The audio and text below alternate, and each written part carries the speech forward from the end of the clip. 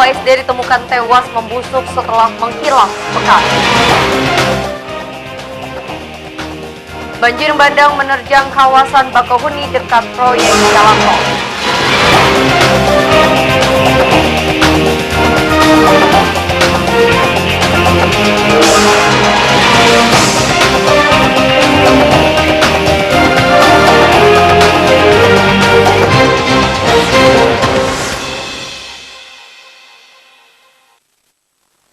Selamat sore pemirsa, kita berjumpa lagi dalam iNews Lampung, program berita daerah jaringan televisi terbesar di Indonesia, iNews TV.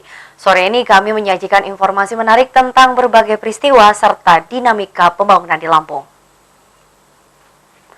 Penemuan mayat siswa sekolah dasar di perkebunan tebu Bunga Mayang, Lampung Utara menjadi sajian utama hari ini. Sang bocah diduga sebagai korban pembunuhan.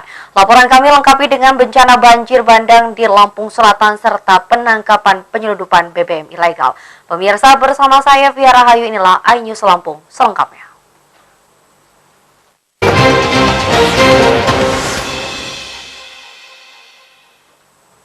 Pemirsa, seorang siswa sekolah dasar ditemukan tewas di perkebunan tebu Bunga Mayang, Lampung Utara tadi pagi.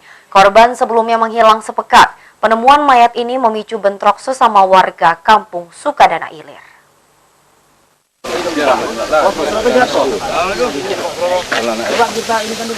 Seorang siswa kelas 6 sekolah dasar ditemukan tewas dalam karung plastik di perkebunan tebu PTPN 7 Bunga Mayang, Lampung Utara. Bocah ini diduga sebagai korban pembunuhan. Jasad diketahui pertama kali di pinggir rawa oleh guru tebang tebu. Korban belakangan dikenali bernama Muhammad Jaya Saputra. Bocah ini berusia 13 tahun, warga Sukadana Ilir, Kecamatan Bunga Mayang. Jasad dalam karung plastik menebar bau dan tubuhnya terdapat tanda kekerasan benda tumpul. Korban masih menggunakan seragam sekolah. Keluarga mendatangi lokasi setelah korban menghilang selama sepekan. Nah, kami rame-rame memastikan dulu orang apa bukan. Setelah kelihatan orang kami laporan ke posko gitu, Pak. Siapa tukang jaring itu? Ya saya nggak ketemu, Pak. Iya, itu orang harian. Apa Tadi kan ini saya kan masih kerja di peta 09. Nah, tadi di sini kan ada orang harian di peta 54. Tadi kan ada istilahnya orang naik masang jaring naik mampir dengan orang harian membilangkan di bawah ada mayat. Hari Selasa sekitar jam 2 hilangnya. Ya. Itu pergi dari rumah atau kenapa? Dia pulang dari sekolah ya, pulang ke rumah ya. Ibu bapaknya nggak di rumah. Ibu bapaknya nggak di rumah, dia cuma naruh sepatu sama tasnya aja. Ibu bapaknya posisinya masih layak. Nah, habis itu orang tuanya pulang ke rumah itu sudah nggak ada lagi itu anak. Dari itulah dia hilang. Dari itulah dia hilang sampai sekarang. Masih sekolah, Bu? Masih. Kelas 6 SD. Polisi mengevakuasi jasad korban ke Rumah Sakit Umum Priakudu, Kota Bumi.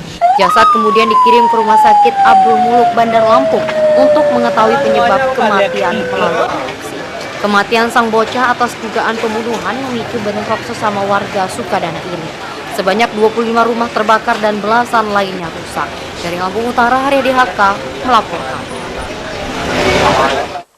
Pemirsa, kita beralih ke topik lain. Banjir bandang menerjang permukiman dusun Kenyanyang, Bakauheni, Lampung Selatan.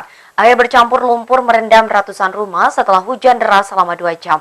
Masuknya lumpur merupakan dampak pengerukan bukit dan timbunan jalan tol Trans Sumatera.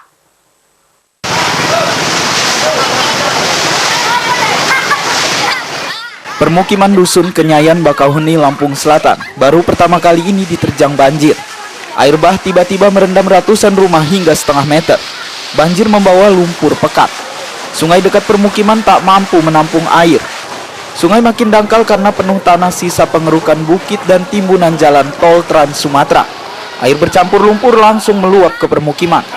Warga meminta pekerja jalan tol segera membuat saluran air permanen untuk mencegah banjir lebih parah. Makin tinggi intensitas hujan, keselamatan warga makin terancam. Apalagi permukiman berada di bawah jalur proyek jalan tol. Air berlumpur gampang meluncur. Jalan tol yang tidak menyempurnakan arus air hujan yang bakal turun dari gunung. Gitu ya. Jadi keteledoran perusahaan-perusahaan yang berkecimpung. Oh gitu. Bang, ini sejak kapan Bang bisa kena musibah banjir begini terus, Bang? Sejak adanya pengurukan jalan tol ini. Oh gitu. Jadi akses air yang keluar dari ini, yang aliran di air di sungai itu gimana? Mampet karena ikutin tanah merah yang turun dari atas. Orang PP suruh orang instansi terkait melaksanakan yang namanya rakyat ini bagaimana caranya. Gitu. Terutama ambillah suatu tindakan yang jangan sampai merugikan rakyat. Kalau tidak kepengen rakyat yang bertindak. Oh gitu. Tapi kalau rakyat yang bertindak, dia harus siap menanggung risiko. Bang, untuk istirahat gimana Bang? Gimana bisa istirahat? Oh gitu ya. Bisa di lumpur-lumpur ini apa? Warga sibuk bersih-bersih air berlumpur. Pembersihan semua ruangan berulang-ulang karena air lumpur tidak hilang dalam 2 atau 3 kali siraman. Warga juga mengkhawatirkan banjir susulan jika proyek jalan tol mengabaikan saluran air. Dari Lampung Selatan, Andres Afandi melaporkan. Pemirsa, Intel Korem 043 Garuda Hitam Lampung menggagalkan penyelundupan 10 ton BBM ilegal asal Sumatera Selatan. Minyak mentah akan dikirim ke kawasan perumahan kehutanan di Jalan Pramuka Kemiling. Aparat menangkapnya di Jalan Lintas Sumatera Natar.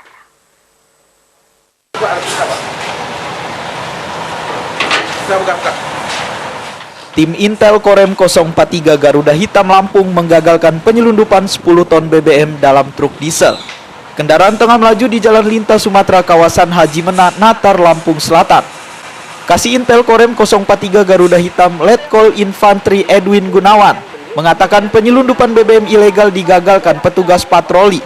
Petugas semula mencurigai BBM bocor ke jalanan. Pemeriksaan kendaraan menemukan sedikitnya 10 ton minyak mentah dalam kemasan plastik dan jerigen kecil. Pengiriman BBM tanpa dokumen apapun. Awal dari Muba, rencana mau dibawa ke wilayah Lampung sini, ya, masih sekitar Natar. Berapa banyak, Bang? Jumlahnya kurang lebih 10 ton, dimasukkan dalam tek besar, kemudian juga seperti Bapak lihat ada jerigen-jerigen kecil di sini. Langkah dari Korem itu selanjutnya?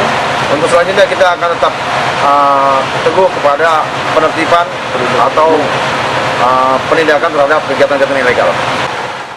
Sopir truk BBM ilegal mengakui muatan minyak hasil penyulingan di Kabupaten Musi Banyu Asin, Sumatera Selatan. BBM hendak dikirim ke Jalan Pramuka Kemiling, Bandar Lampung. Penyelundupan BBM telah berjalan belasan kali sejak 7 bulan lalu. Punya siapa ini, Pak? Pak Romli. Mau dibawa kemana? Ya tempat Pak Romli. Pak Romli, di mana tempatnya itu? Di sana, Pramuka ya. Komplek Hutanan Pramuka. Komplek Hutan Pramuka. Ada. Sering Pak ya ini ya? Ya, Bulanan ini ya. Sering berarti Pak bawa minyak-minyak gini? ya 7 bulan saya bawa mobil ini. Bawa gini terus? Ya, iya. Muatannya berapa? Hah? Muatannya berapa? 10 ton. 10 ton. Satuan Intel masih memeriksa sopir dan kernet truk. Korem 043 Garuda Hitam akan melimpahkan kasus penyelundupan BBM ilegal ke Polda Lampung. Dari Bandar Lampung, Andres Afandi melaporkan.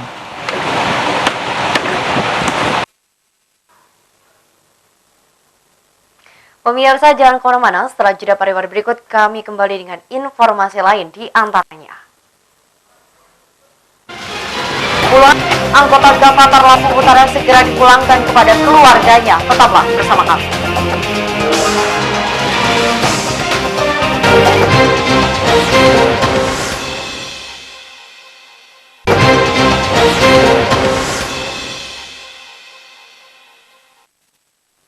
Terima kasih pemirsa, Anda masih bersama kami. Sebanyak 44 ex-anggota Gavatar Lampung Utara segera dipulangkan ke rumah masing-masing. Pemerintah berharap mereka cepat berbaur dengan masyarakat dan tidak terpengaruh dengan berbagai kegiatan menyimpang.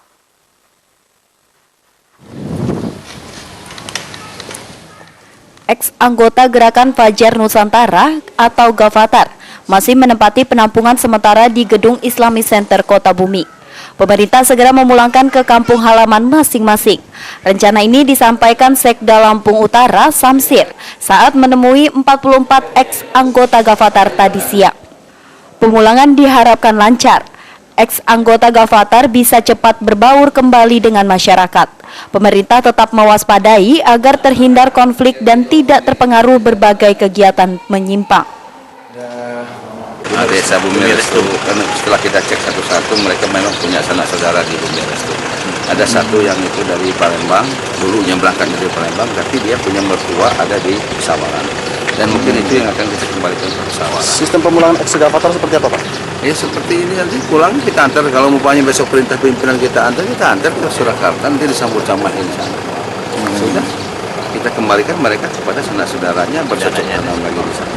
Nah, setelah mereka dipulangkan, apakah tugas pemerintahan selesai gitu? Ya kita hanya pengawasan beberapa aparat kan, nanti bisa polisi mengawasi kok, aparat desa dan lain-lain Gasbang. Ya berdua. Ya nanti itu ilmunya polisi bagian yang nanti. Kami sebagai aparat pemerintah ini hanya melihat manusiawinya yang bisa dibantukan sama mereka apa. Mantan anggota Gavatar mengakui kepergian ke Kalimantan Barat sebatas bertani dan memanfaatkan lahan murah. Mereka menyesal karena keburu dipulangkan ke Lampung sebelum menikmati hasil bercocok tanam. Kalau saya kerja sama yang punya orang situ, dia punya lahan, punya rumah, saya suruh tempatin rumah itu, terus hasil bagi dua sama dia. Berapa lama Ibu? Udah 1 tahun. Berangkatnya dari sini apa dari mana?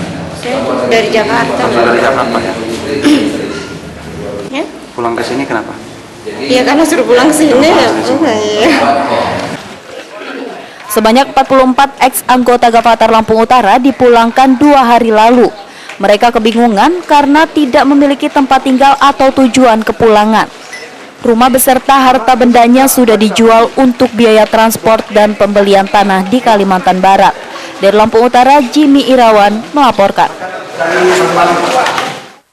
Pemirsa, Pemkab Lampung Timur ingin menitipkan ex-anggota Gavatar ke pondok pesantren agar dibina mental maupun spiritualnya. Pembinaan ini merupakan bentuk pengawasan pasca pemulangan dari Kalimantan Barat. Suami istri asal Lampung Timur, Ismail dan Katria, dipulangkan ke kampung halaman Desa Bojong, Kecamatan Sekampung Udik 2 hari lalu. Ex-anggota Gavatar ini sekarang tinggal bersama orang tuanya.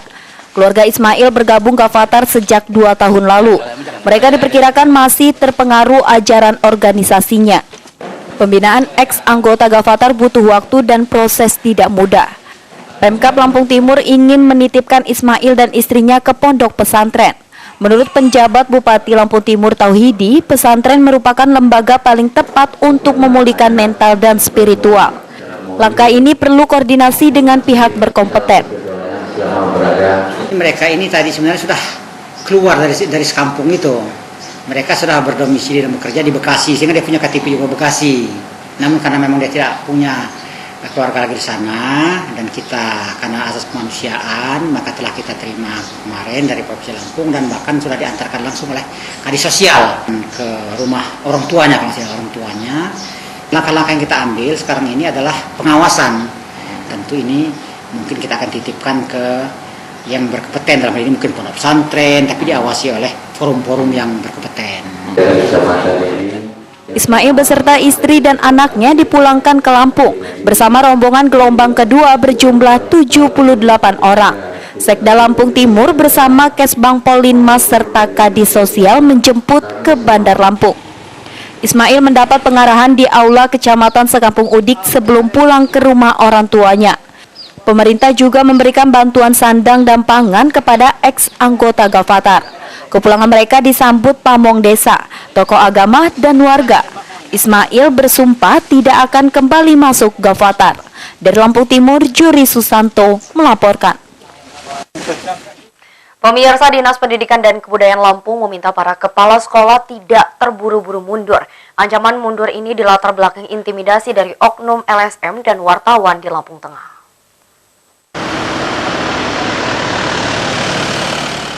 Dinas Pendidikan dan Kebudayaan Lampung berupaya mencari jalan keluar atas dugaan kasus intimidasi oknum LSM dan wartawan terhadap guru dan kepala sekolah di Lampung Tengah. Persoalan ini bakal dikoordinasikan dengan kepolisian dan organisasi wartawan. Kabid Pendidikan Menengah dan Tinggi atau Dikmenti, Dinas Pendidikan dan Kebudayaan Lampung, Teguh Irianto, meminta seluruh kepala sekolah dan guru tetap bersabar. Sikap terburu-buru mundur bakal merugikan masa depan siswa. Kita juga harus melihat kondisi seperti ini terciptanya karena apa? Apakah itu tercipta karena ulah beberapa oknum atau memang kita tercipta karena sesuatu hal yang salah ngelola. Oleh karena itu kita duduk bareng, syukur-syukur nanti bisa dimediasi oleh yang berwenang, dalam arti kata mungkin dari pihak-pihak keamanan bisa memediasi lah teman-teman dari organisasi kewartawanan dan sebagainya, sehingga duduk persoalannya itu jelas. Nah, intinya persoalan ini pasti bisa diselesaikan asal kedua-duanya berpikir bahwa ini akan mencari titik temu yang baik. Kemudian juga yang penting juga pada teman-teman semua di sana, semua pihak yang merasa terganggu, mari sama-sama kita introspeksi diri, apa sebenarnya yang kita lakukan sebelum ini sehingga tidak ada masalah yang muncul kemudian.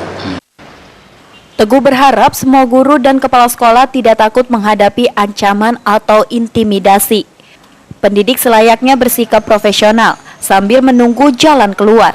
Dari Bandar Lampung, Fajar Magetan melaporkan. Pemkot Bandar Lampung menunggak pembayaran lampu Jalan Bypass Soekarno-Hatta selama 5 bulan. PLN mengancam pemutusan jaringan jika tunggakan tidak dilunasi hingga akhir Februari. Pemutusan listrik berakibat jalan bypass gelap gulita. Pemerintah Kota Bandar Lampung menunggak pembayaran rekening listrik lampu Jalan Soekarno-Hatta sebesar Rp395 juta. Tunggakan menumpuk 5 bulan karena belum adanya serah terima pertanggungjawaban pengurusan lampu jalan dari pemerintah pusat. Sekda Bandar Lampung Badri Tamam menjanjikan perlunasan tunggakan rekening pada akhir Februari.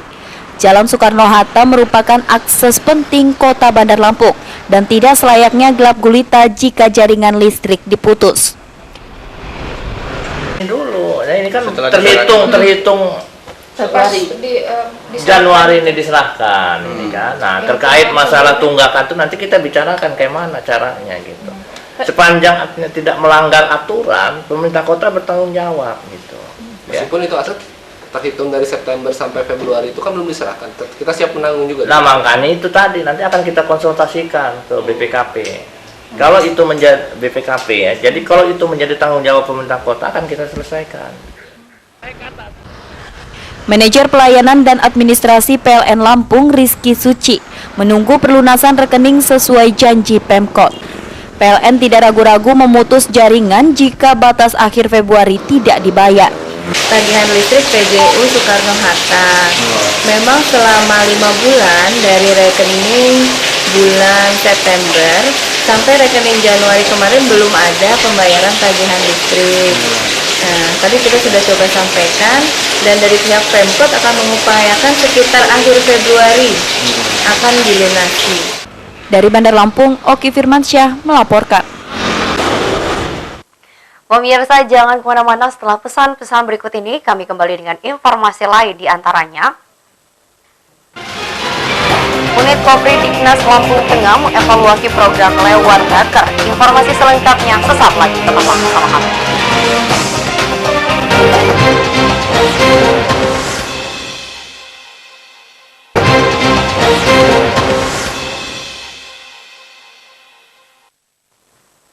Pemirsa, pernahkah mencicipi laksa khas Lampung? Menu ini lebih lezat dibandingkan laksa lainnya karena varian bahan seperti ikan gabus dan tuna. Sajian makin menggiurkan dengan tambahan perkedel singkong keju serta lalapan segar. Pemirsa, laporan tersebut sekaligus mengakhiri iNews Lampung hari ini. Saya Via Rahayu dan kru yang bertugas undur diri. Selamat sore dan sampai jumpa.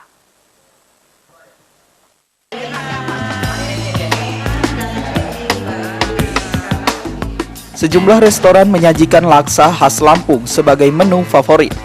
Laksa umumnya sebatas campuran daging ayam, telur rebus, dan lontong. Laksa khas Lampung menggunakan ikan gabus, ikan tuna, serta perkedel singkong keju. Bahan ini ditambah irisan telur rebus, lalapan, dan sambal mangga.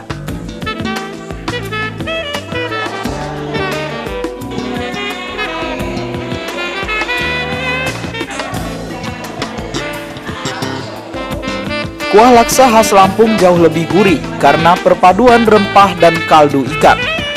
Bahannya bawang merah, bawang putih, kemiri, kunyit, serta cabai merah. Bumbu halus tersebut dipanaskan kaldu ikan dan terasi. Sensasi pedas segar segera menguat, begitu ditambahkan rawit.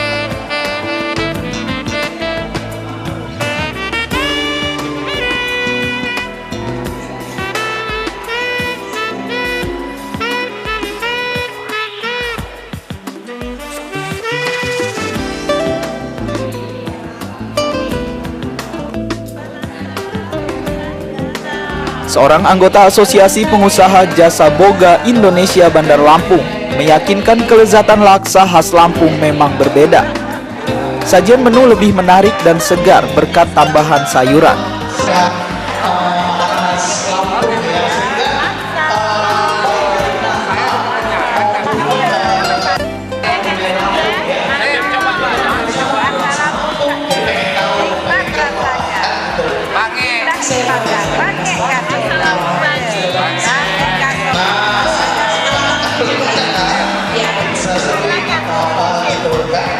Ini menu khas lokal Lampung itu ya? Menu khas lokal Lampung ya, enak, sederhana, tapi memuaskan, cantik, segar, fresh.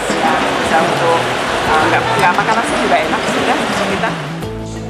Kuliner khas Lampung terus dipopulerkan oleh pengusaha jasa boga di Bandar Lampung. Makanan khas Lampung disukai banyak masyarakat luar daerah maupun mancanegara. Pengembangan kuliner bakal mendukung pariwisata. Dari Bandar Lampung, Andres Avandi melaporkan.